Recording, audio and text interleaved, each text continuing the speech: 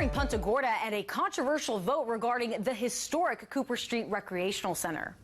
All those in favor, please signify by saying aye. Aye. Aye. Opposed? Aye. What was just a discussion on the agenda turned into this controversial vote. City Council decided the historic center's lease is now null and void. We duly note that the current lease is void and that we create an RFP and publicize it so that other not-for-profits can come forward with their proposed programs for operating. This, the result of months of back and forth, miscommunication, and even a city council member saying he's been called a racist over discussions of what to do with the current lease of Cooper Street Rec Center with the land and building owned by the city.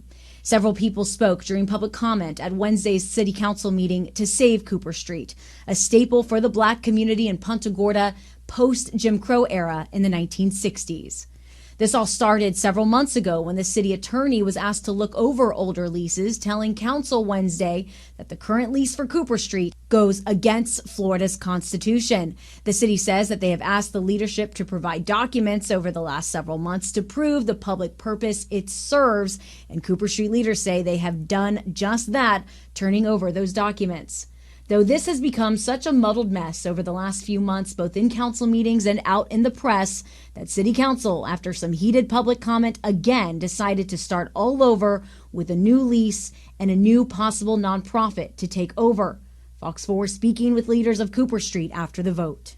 As a historic African-American institution, and to so cavalierly want to throw that away, just on a dime, without any true regard of what is good for the population, but rather one's own personal prejudices, I think it's really just reprehensible. That is culturally destructive, and it is a slap in the face. And I hate to say this, it's a slap in the face that people like my mother and John Allen and people who work to make Cooper Street, to say that they are nothing, to say that what they did doesn't matter, to say that they are inhuman.